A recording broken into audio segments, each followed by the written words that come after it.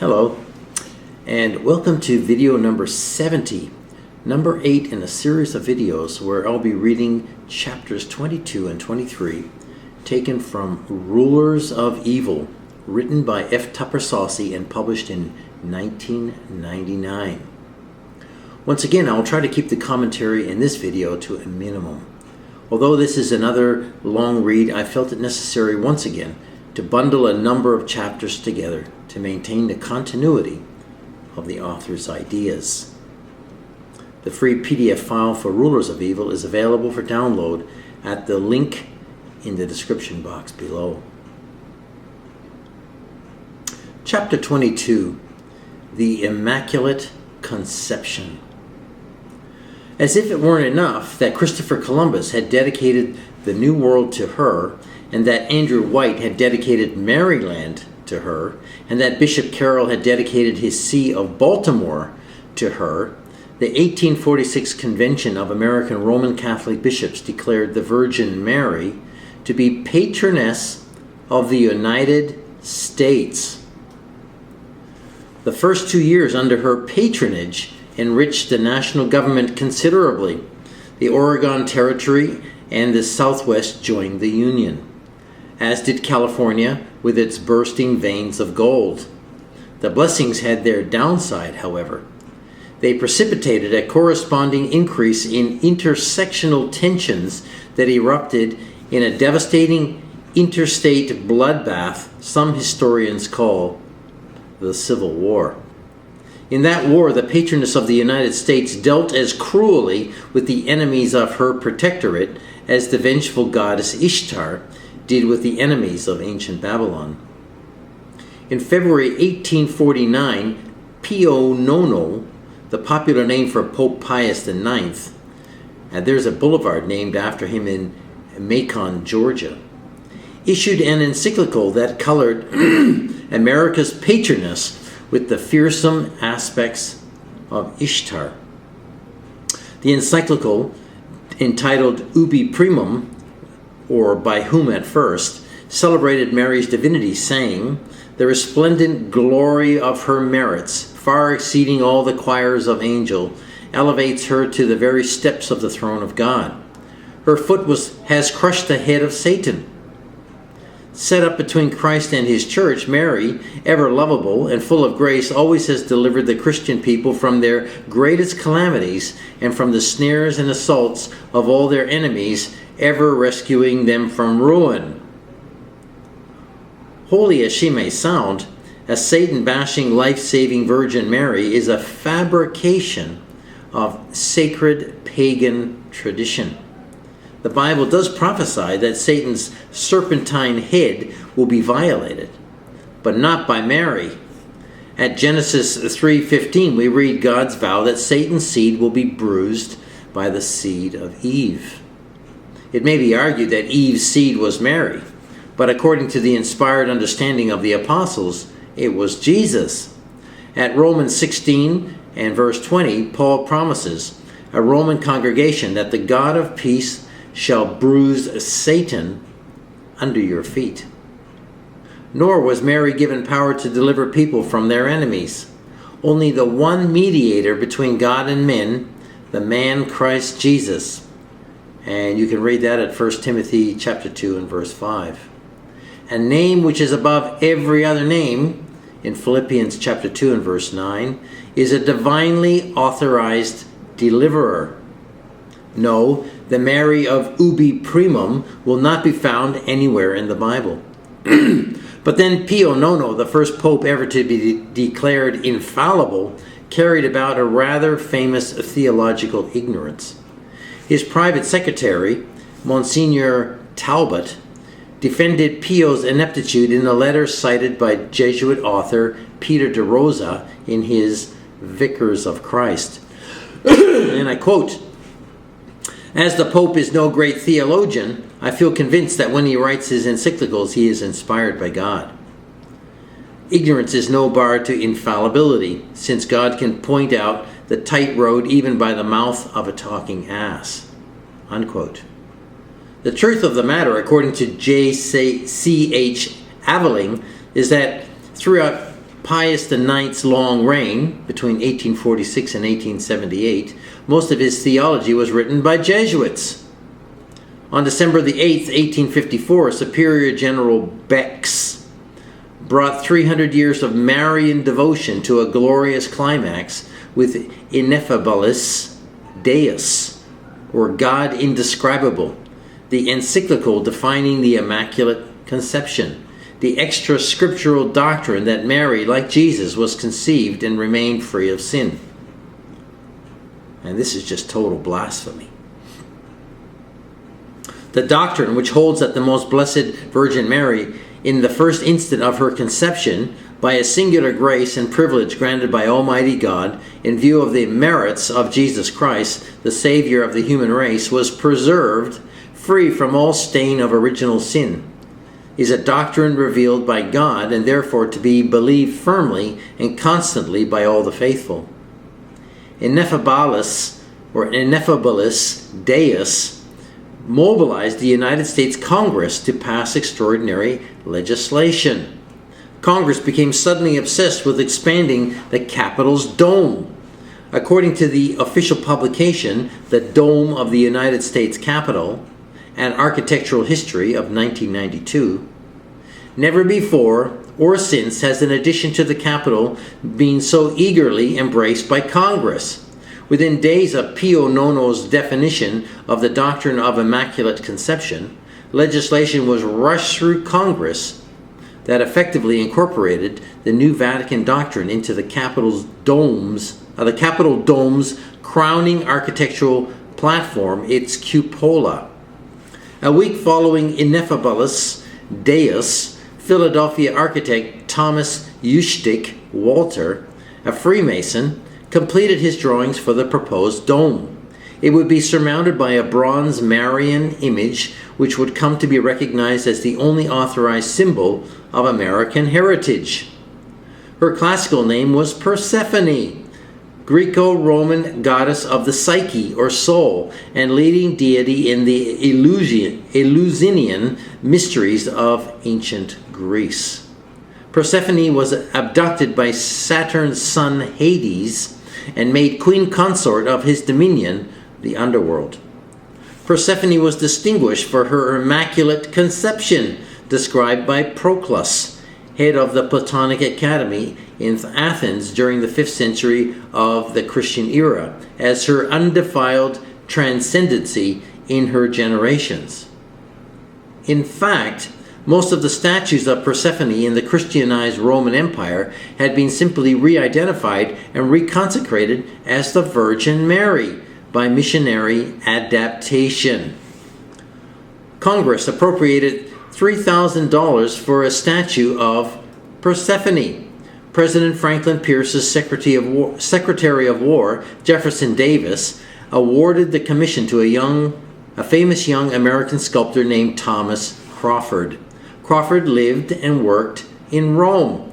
His reputation had been established with a statue of Orpheus, which, when exhibited in Boston in 1843, was the first sculptured male nude to be seen in the United States.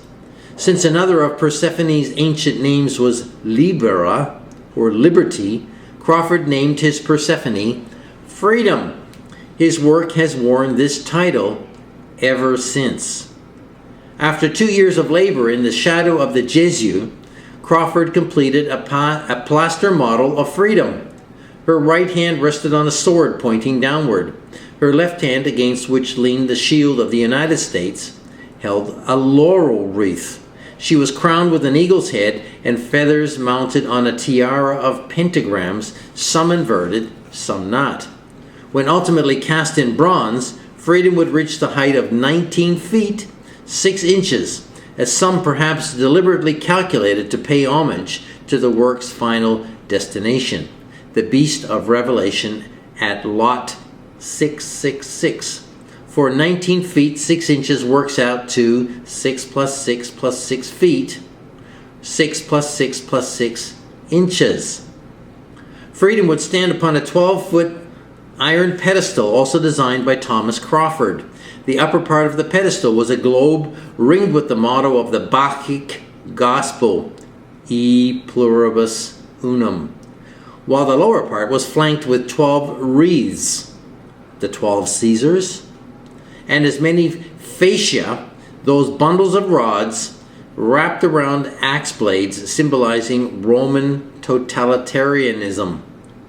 Crawford wanted his sculpture to be cast at the Royal Bavarian Foundry in Munich, where Randolph Rogers' great 10-ton bronze doors leading to the Capitol Rotunda were cast, while architect Thomas U. Walter preferred Clark Mills Foundry near Washington.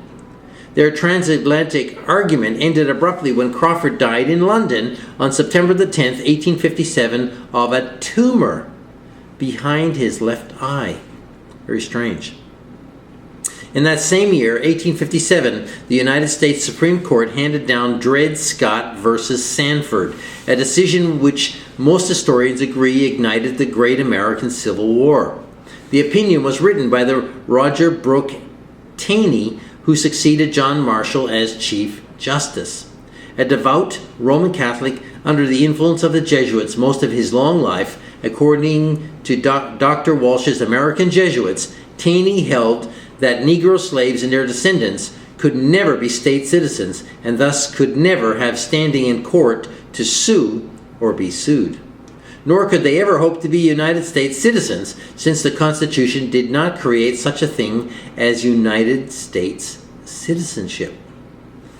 Taney's opinion was widely suspected of being a part of a plot to prepare the way for a second Supreme Court decision that would prohibit any state from abolishing slavery. American slavery would become a permanent institution. This is exactly what happened, although not quite as everyone supposed it would. First, slavery was abolished by the 13th Amendment in 1865. Then the 14th Amendment, 1868, created a new national citizenship. Unlike state citizenship, which was denied to Negroes, national citizenship was available to anyone as long as they subjected themselves to the jurisdiction of the United States, that is, to the federal government, whose seat is the District of Columbia, or Rome. What is so remarkably Jesuitic about this scheme that proceeded out of Roger Taney's opinion is that slavery was sustained by the very amendment that supposedly abolished it. Amendment 13 provides for the abolition of involuntary servitude, except as punishment for crime whereof the party shall have been duly convicted. In our time, the federally regulated communications media, with their continually exciting celebration of violence and drug use, have subtly but vigorously induced youthful audiences to play on a minefield of complementary criminal statutes. The fruit of this collaboration is a burgeoning national prison population of men and women enslaved constitutionally. American slavery has become a permanent institution. Reaction to Taney's decision animated Abraham Lincoln to immerse himself in abolitionist rhetoric and challenge Stephen A. Douglas for the Senate in 1858. Meanwhile, in Rome, freedom's plaster matrix was packed into 5 huge crates and crammed with bales of rags and cases of lemons into the hold of a tired old ship bound for New York, the Emily Taylor. Early on, the Emily sprang a leak and had to put into Gibraltar for repairs. Once the voyage was resumed, stormy weather caused new leaks. Despite attempts to lighten her load by jettisoning the rags and the citron, things got so bad she put into Bermuda on July 27, 1858. The crates were placed in storage and the Emily was condemned and sold. In November, Lincoln lost his bid for Douglas' seat in the Senate, and in December, another ship, the G.W. Norton, arrived in New York Harbor from Bermuda with some of the statuary crates. By March 30th, 1859, all 5 crates had been delivered to the foundry of Clark Mills on Bladensburg Road on the outskirts of the District of Columbia, where the process of casting the Immaculate Virgin into bronze and iron was begun. Lincoln opposed Stephen Douglas again in 1860, this time for the presidency, and this time victoriously. The northern states rejoiced. The southern states, fearing Lincoln would abolish slavery, prepared to secede. The tea has been thrown overboard, shouted the Mercury of Charleston, South Carolina, capital of American Scottish Rite, Freemasonry. The Revolution of 1860 has been initiated. By Lincoln's inauguration in March 1861, 6 states had seceded from the Union. In April, General Pierre Beauregard, a Roman Catholic who resigned his superintendency of West Point to join the Confederacy, fired on the United States military enclave at Fort Sumter, and brotherly blood began flowing. Jefferson Davis, who 5 years earlier had commissioned Crawford to sculpt the Immaculate Virgin, served as president of the rebellious Confederate States of America. In historian Eli N. Evans' book on Judah P. Benjamin, I happened upon a strange and interesting link between Davis and the Vatican.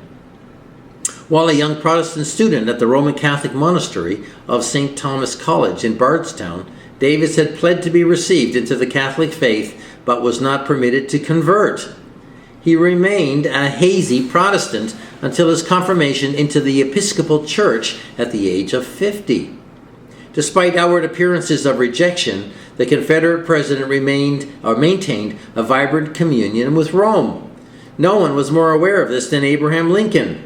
At an interview in the White House during August 1861, Lincoln confided the following to a former law client of his, a Roman Catholic priest named Charles Chinnicky, who published the president's words in his own autobiography, 50 Years in the Church of Rome.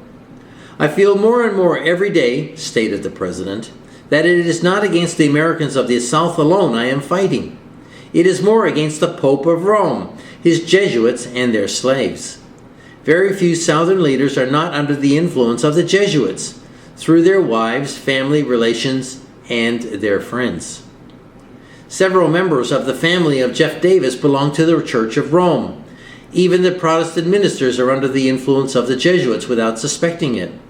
To keep her ascendancy in the North, as she does in the South, Rome is doing here what she has done in Mexico and in all the South American republics. She is paralyzing by civil war the arms of the soldiers of liberty. She divides our nation in order to weaken, subdue, and rule it.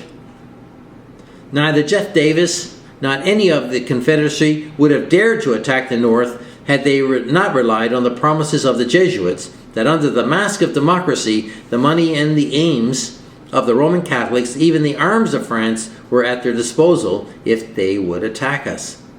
I pity the priests, the bishops, and monks of Rome in the United States when the people realize that they are in great part responsible for the tears and the blood shed in this war. I conceal what I know, for if the people knew the whole truth, this war would turn into a religious war and at once take a tenfold more savage and bloody character. The Great Civil War rampaged for another year. In autumn of 1862, the Confederacy's invasion of the Union was defeated at the Battle of Antietam in Sharpsburg, Maryland. As if in celebration, the Immaculate Virgin was moved from the foundry and brought to the grounds of the Capitol construction site. The lower floors of the building were teeming with the traffic of a Union barracks and makeshift hospital. Above all this loomed Thomas U. Walter's majestic cast-iron dome, patterned after that of St. Isaac's Cathedral in St. Petersburg, Russia. In March 1863, Freedom was mounted on a temporary pedestal in order that the public may have an opportunity to examine it before it is raised to its destined position, as stated in Walter's annual report dated November 1st, 1862. One would expect photographers to be climbing all over themselves to make portraits of the only authorized symbol of American heritage, while she was available for ground-level examination. America's pioneer photographer Matthew Brady had shot a comprehensive record of the Capitol under construction, including portraits of both Capitol architect Thomas U. Walter and Commissioner of Public Buildings Benjamin B. French. But neither Brady nor anyone else photographed Freedom while she was available for close-ups. Why? Was there a fear that perhaps some Protestant theologian might raise a hue and cry about the pagan icon about to dominate the Capitol building?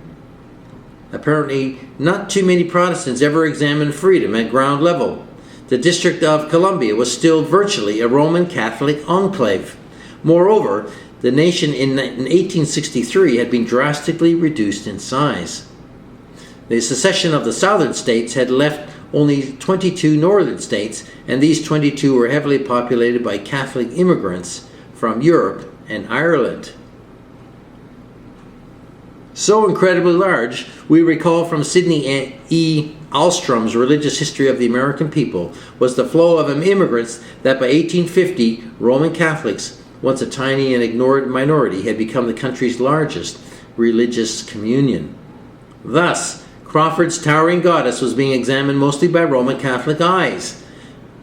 Eyes that could not help but see in her the dreadnought Mary, described by Pius IX in Ubi Primum. Ever lovable and full of grace, set up between the Christ and his church, always delivering the Christian people from their greatest calamities and assaults of all their enemies, ever rescuing them from ruin. The war rapidly advanced to conclusion, while freedom held forth on the east grounds of the Capitol. The Union forces under Burnside lost to Lee at Fredericksburg, but Rosecrans defeated the Confederates at Murfreesboro, and Grant took Vicksburg.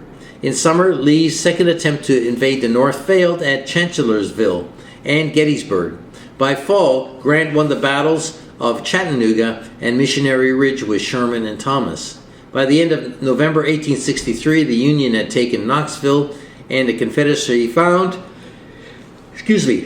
its resources exhausted and its cause hopelessly lost.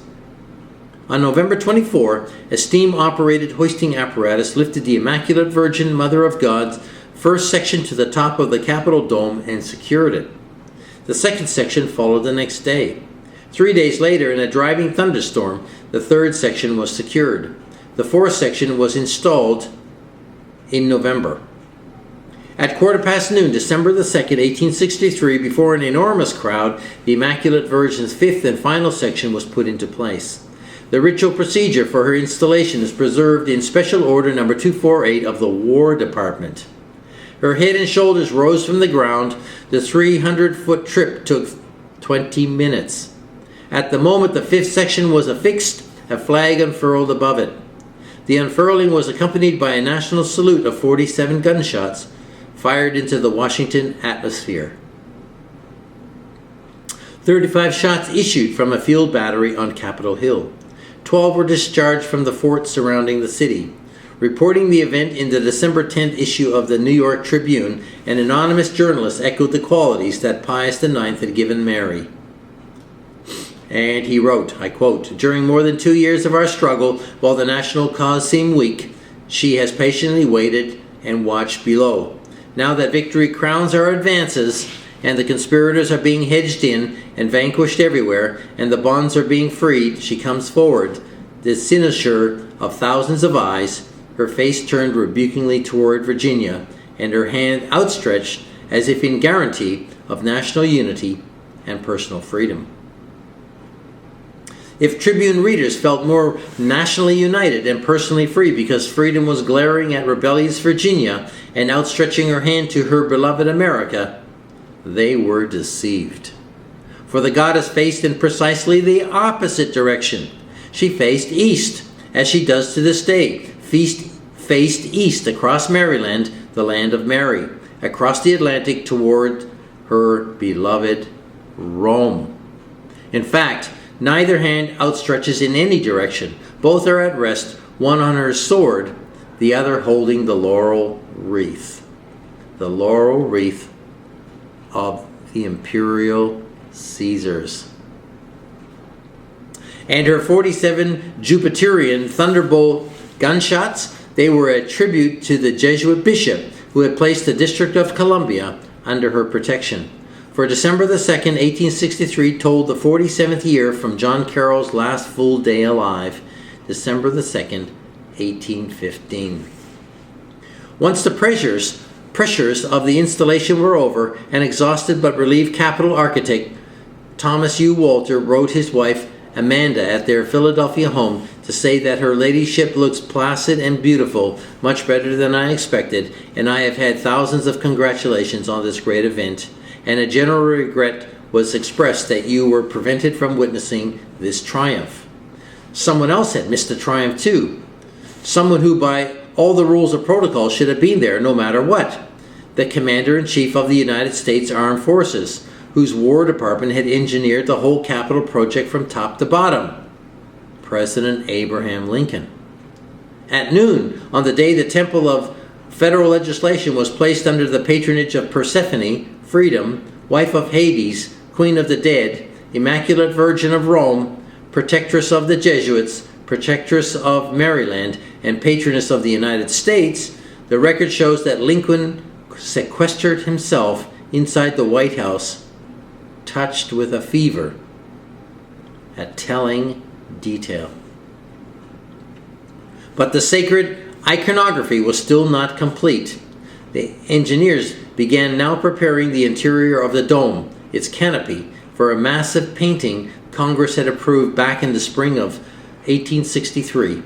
This painting would depict George Washington undergoing the secular version of the canonization of Ignatius Loyola. It contains even more data useful to our understanding of the character and provenance of American government. We examine this masterpiece in our next chapter. Chapter 23, The Dome of the Great Sky. And here we have a quote of the tourists describing the rotunda fresco as quoted in the official Capitol guidebook, We the People. And they said, "It's like St. Peter's." Archbishop John Hughes of New York sailed for Rome in the autumn of 1851, just after Congress had approved funds to enlarge the Capitol. Hughes had laid the cornerstone for St. Patrick's Cathedral in Manhattan and had helped the Jesuits establish Fordham University in Westchester. Now he was helping them decorate the Capitol's interior. In Rome, Superior General John Ruthven introduced the Archbishop to Constantino Brumidi, an artist boasting an impressive list of credits.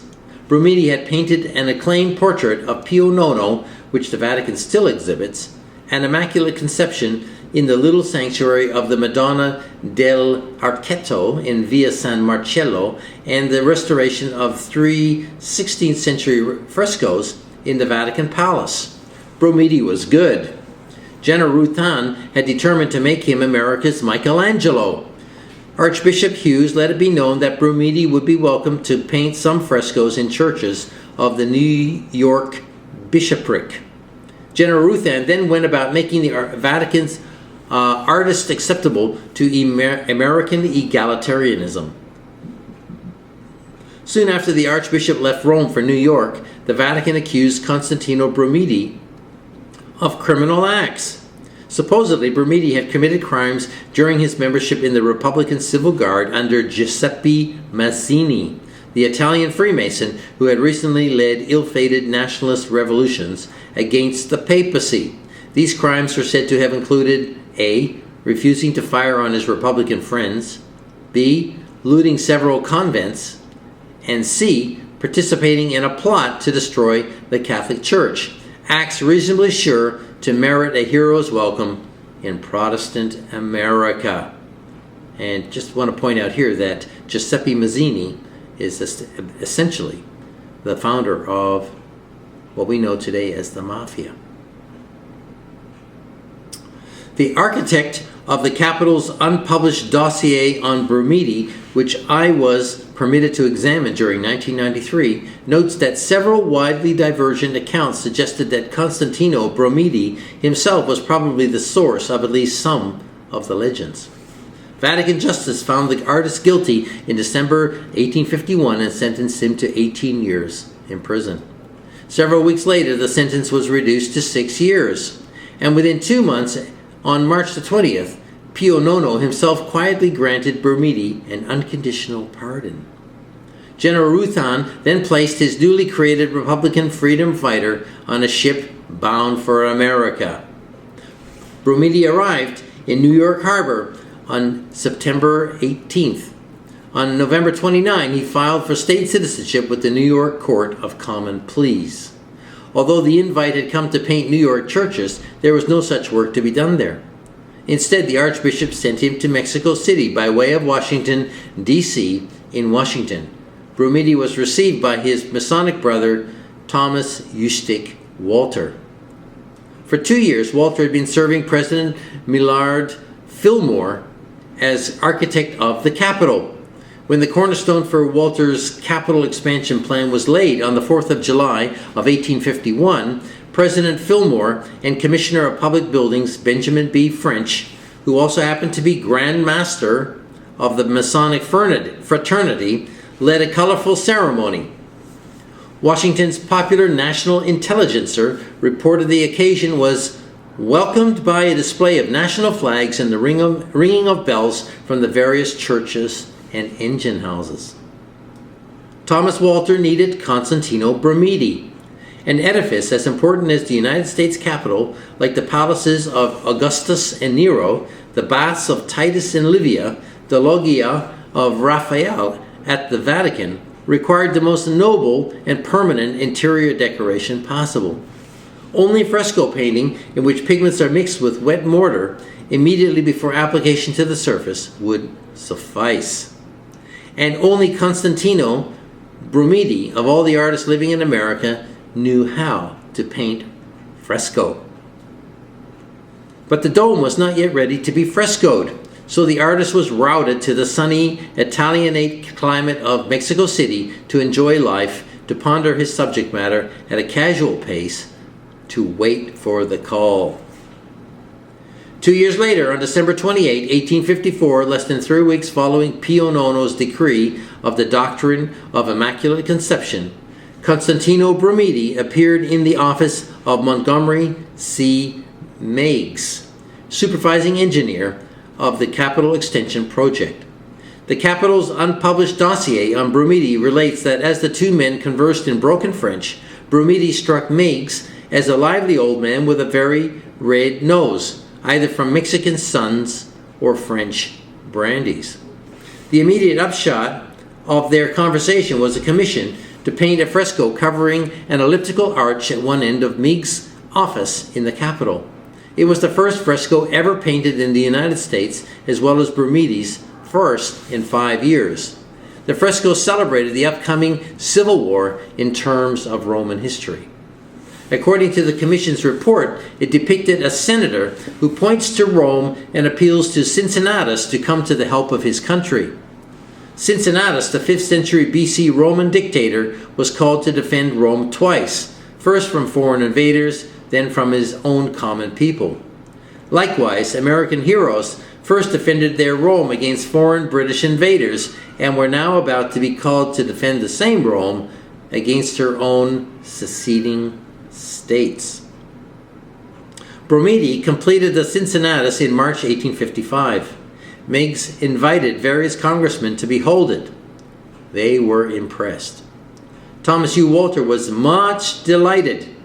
On March 20th, Jefferson Davis approved of the Cincinnatus and authorized Meigs to negotiate a salaried contract with Brumidi. Constantino Brumidi's lifetime career spent decorating the Capitol began on a salary of $8 a day. His contract allowed him to accept other artistic projects, but not to leave Washington.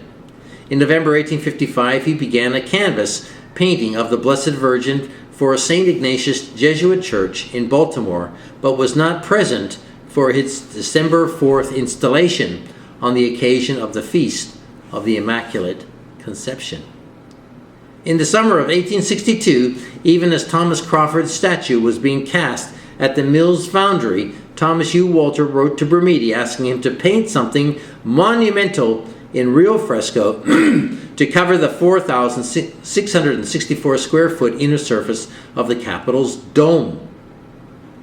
3 weeks later, Bromide submitted sketches of something he entitled Apotheosis of Washington. The word apotheosis was then commonly understood by its definition in Webster's 1829 dictionary. Apotheosis, the meaning, the act of placing a prince or other distinguished person among the heathen deities. This honor was often bestowed on illustrious men of Rome and followed by the erection of temples and the institution of sacrifices to the new deity.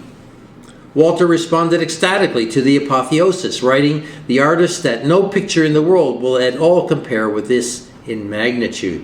He praised the design before worshipful master and commissioner of buildings, Benjamin French, as probably the grandest and the most imposing that has ever been executed in the world. French enthusiastically agreed, adding that the Secretary of Interior was also greatly impressed. Final approval of Apotheosis at a price of $40,000 came on March 11, 1863, just as the Immaculate Virgin was being placed on her temporary pedestal on the Capitol's east grounds. Frustrating delays in manpower, according to official histories, would hold the fresco in abeyance until December 1864. On April 9, 1865, Richmond fell and the Confederacy surrendered to Ulysses S. Grant. Less than a week later, on the evening of April 14, at Ford's Theater, during an instant of hilarious laughter, one of the country's leading actors, John Wilkes Booth, cried out an oath summarizing the liberation theology of Cardinal Robert Bellarmine. Sic semper tyrannus, meaning always this, or death to tyranny, and fired a shot into the head of President Abraham Lincoln. Sic semper tyrannis is also the motto of Virginia, then considered a state in rebellion.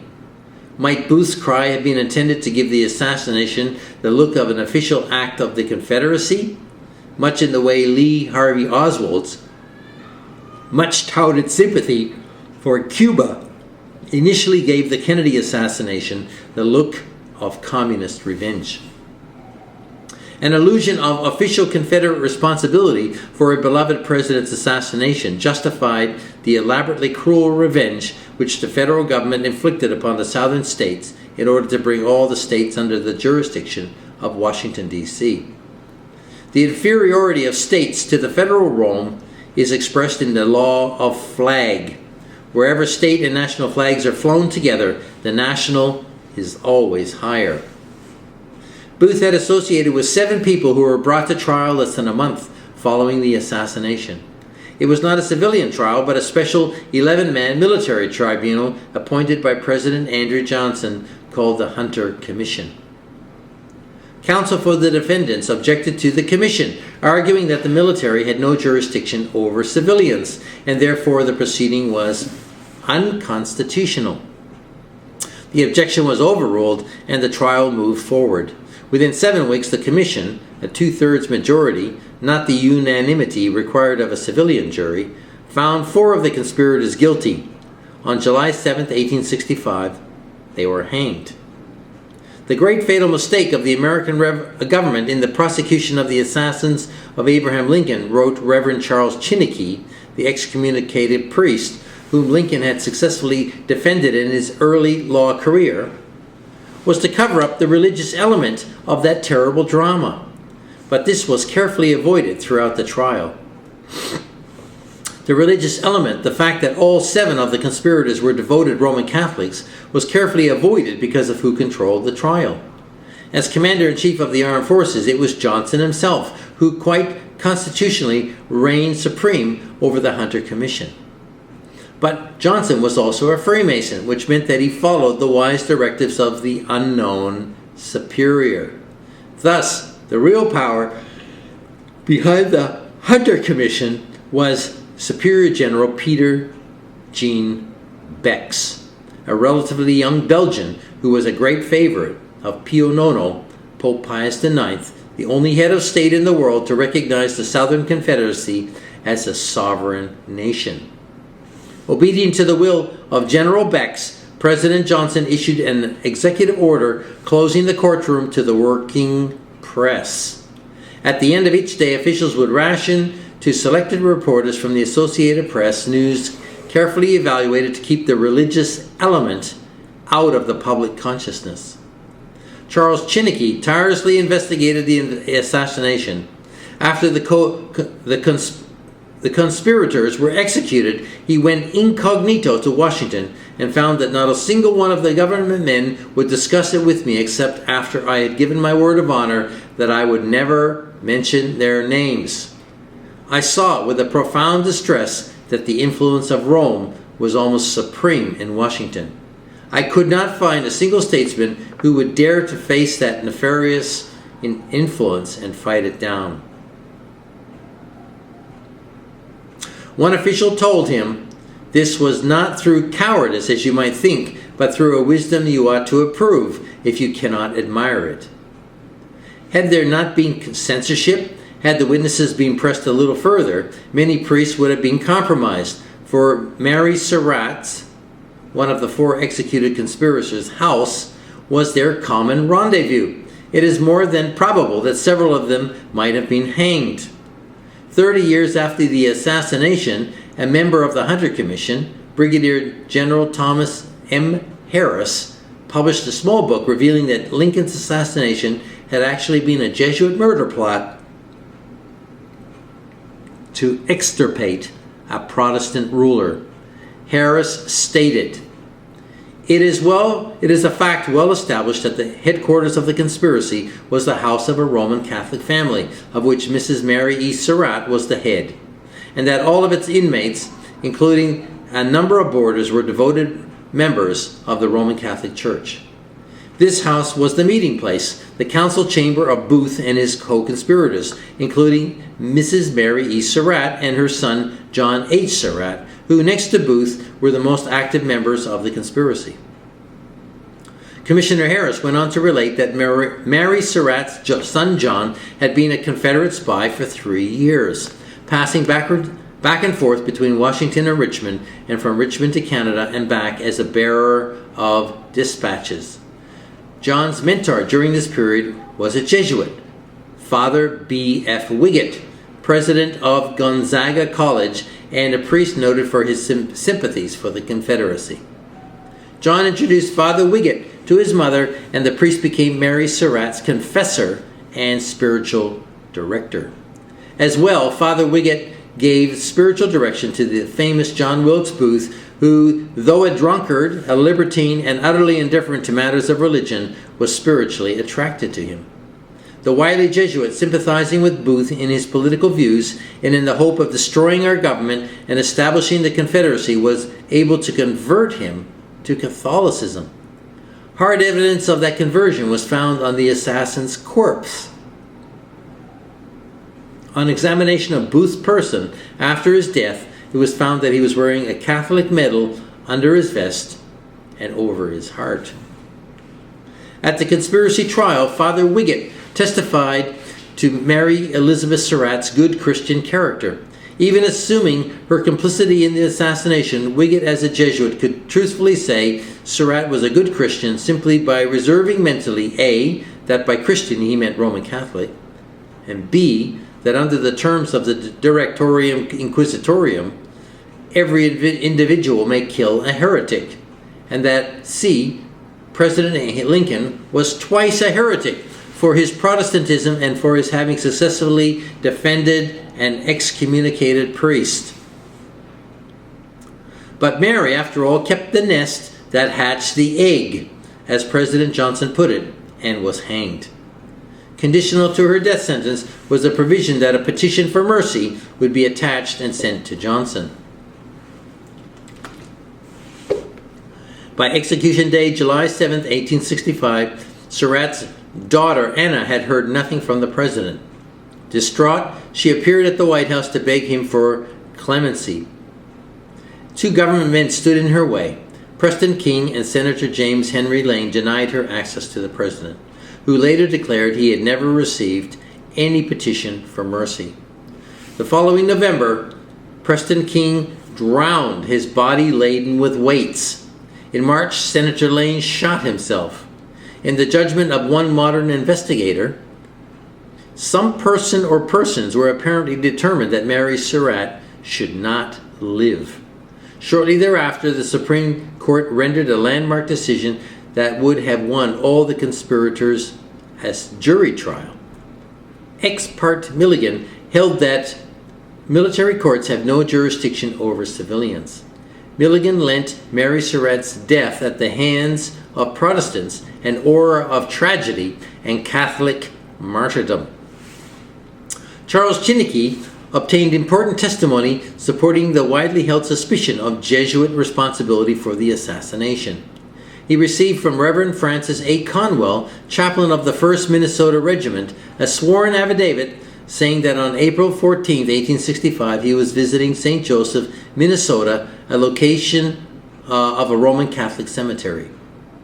Reverend Conwell swore that about 6 o'clock that evening, the man in charge of the seminary, a storekeeper by the name of J.H. Linneman, told him and another visitor, Mr. H.P. Bennett, that President Lincoln had just been killed. The next day, Reverend Conwell journeyed 10 miles to the town of St. Cloud. As soon as he arrived, he asked the hotelier, Mr. Haworth, if he had heard any news of a presidential assassination. Mr. Haworth had heard nothing, as St. Cloud had neither railroad nor telegraph. On the following morning, April 16th, on his way to preach a sermon in church, Reverend Conwell was handed a copy of a telegram brought up by stagecoach from Anoka, Minnesota. The telegram announced that President Lincoln had been assassinated on Friday evening at about 9 o'clock. On the morning of Monday the 17th, Reverend Conwell hurried to St. Paul and reported to the newspaper that in St. Joseph he had been informed of President Lincoln's assassination 3 hours before the event took place. The paper published his report. "We have now before us," wrote Commissioner Harris, "positive evidence that these Jesuit fathers, priests of Rome, engaged in preparing young men for the priesthood away out in the village of St. Joseph in far-off Minnesota, were in correspondence with their brethren in Washington City, and had been informed that the plan to assassinate the president had been matured. The agents for its accomplishment had been found, the time for its execution had been set, and so sure were they of its accomplishment that they could announce it as already done, 3 or 4 hours before it had been consummated.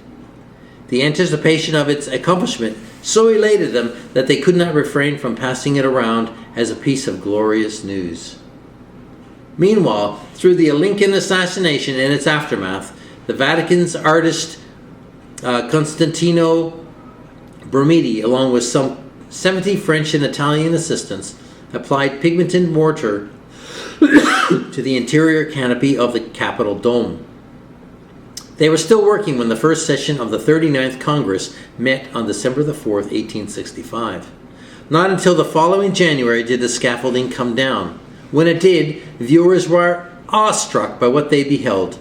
Brumidi had crowned the ceiling of America's Legislative Center with a glorious panoramic visualization from Book 6 of Virgil's Aeneid, where Aeneas' blind father, Anchises, explains Novus Ordo Seclorum. And I quote, "Here is Caesar and all the line of Julius, all who shall one day pass under the dome of the great sky. This is the man, this one, of whom so often you have heard the promise, Caesar Augustus, son of the deified, who shall bring once again an age of gold to Latium, the land where Saturn reigned in early times. He will extend his power beyond the Garamants, Africans, and Indians, over far territories north and south of the zodiacal stars, the solar way." Unquote.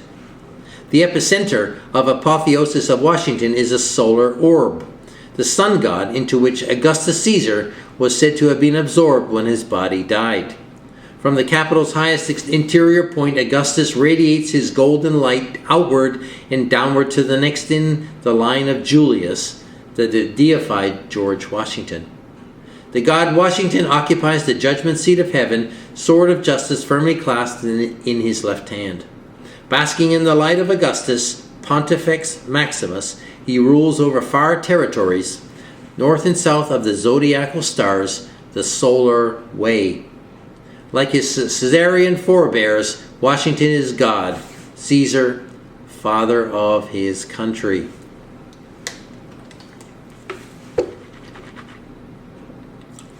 On the right hand of the Father sits Minerva, holding the emblem of Roman totalitarianism, the fasci. Minerva, we recall, was the virgin goddess of the Sacred Heart.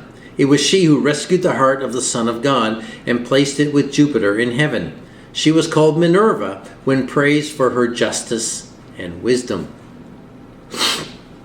When praised for her beauty and love, Minerva was known as Venus, the Queen of Heaven.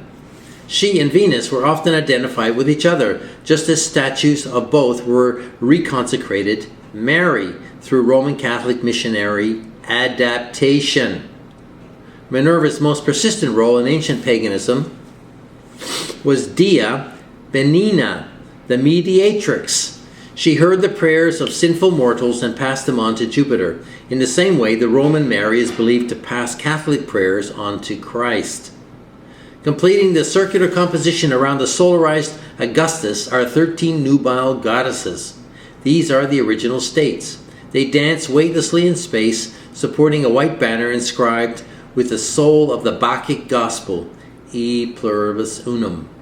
Above the head of each state goddess floats a magical white pentagram.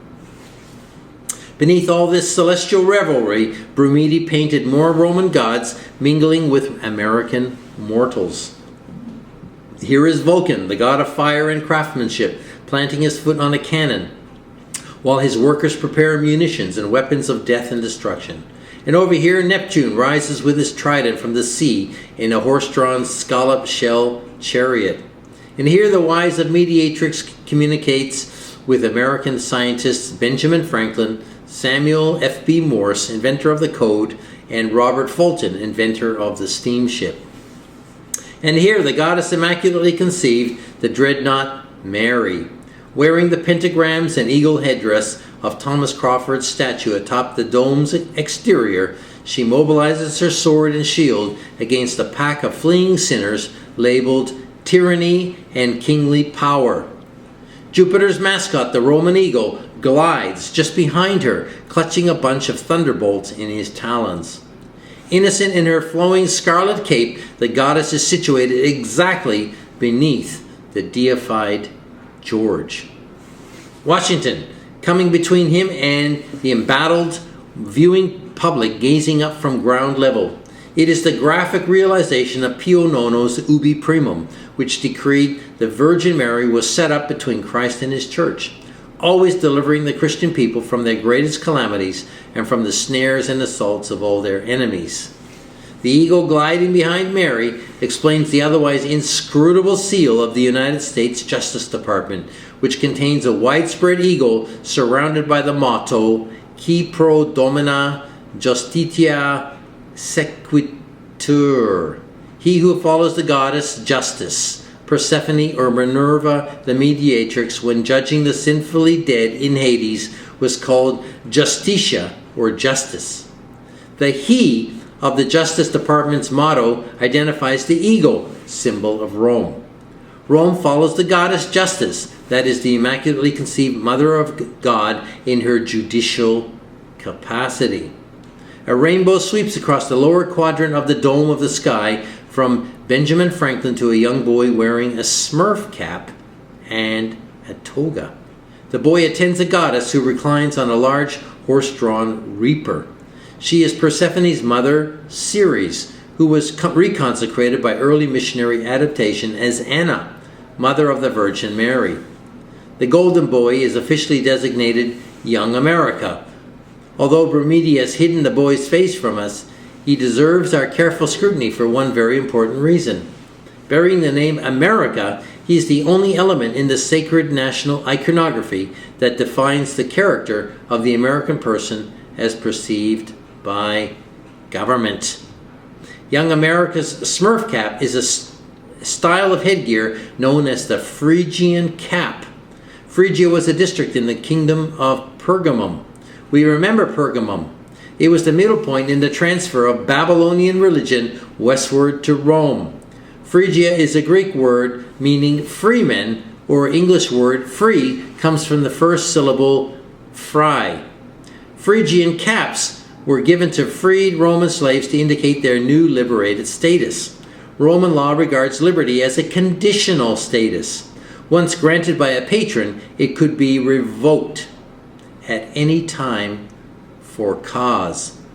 Phrygian cap freedom then means liberty. Freed Roman slaves, by the way, were called liberti, to please Caesar. We remember from chapter 8 how Ignatius described such freedom in section 353.1 of his Exercises. We must put aside all judgment of our own and keep the mind ever ready and prompt to obey all things, in all things, the hierarchical church. Of course, those liberti or liberti, bold enough to protest what their superiors commanded, lost their freedom, no matter how lucid and reasonable their own judgment might have been. They were reverted to slavery. Since the advent of the Febronian state church, the reversion of Protestant liberty or liberti or Protestants to slavery has been so methodically insidious that it's hardly noticeable.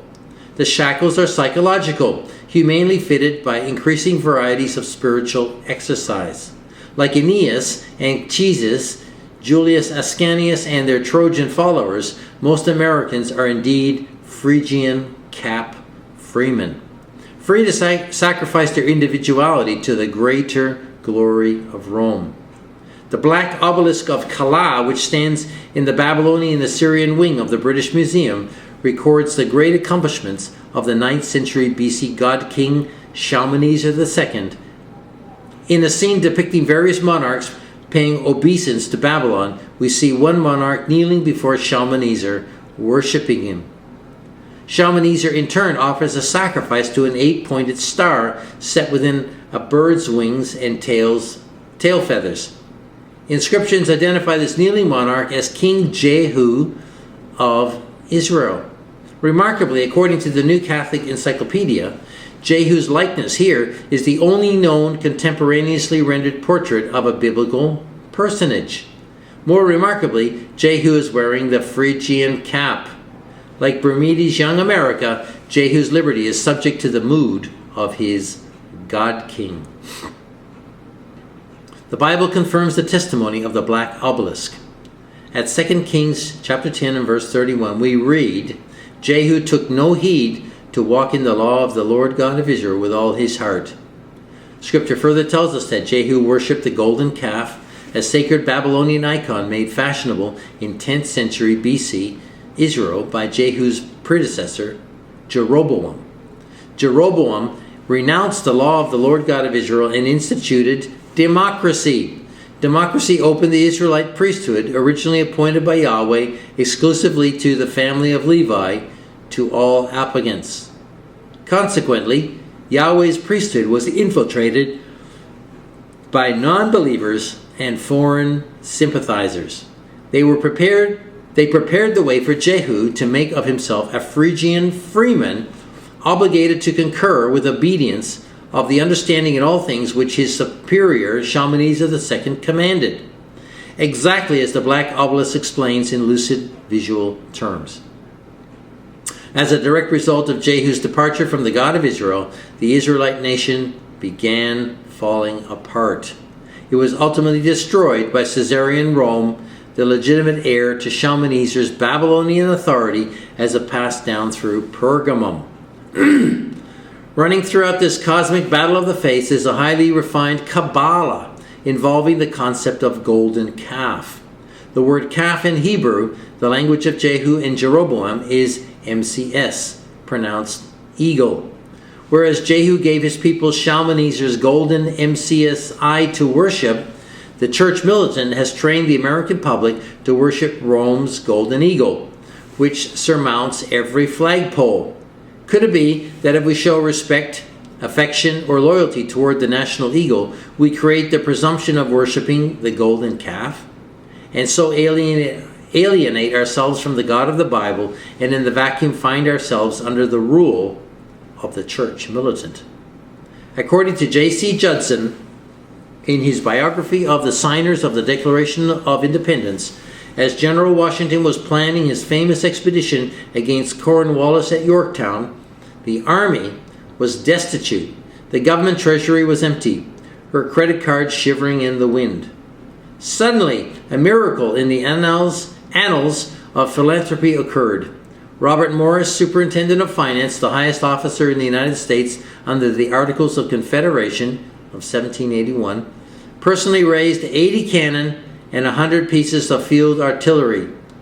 In addition, he raised all other necessary supplies not furnished from other sources, and became personally responsible to the amount of $1.4 million upon his own notes, which were promptly paid at maturity.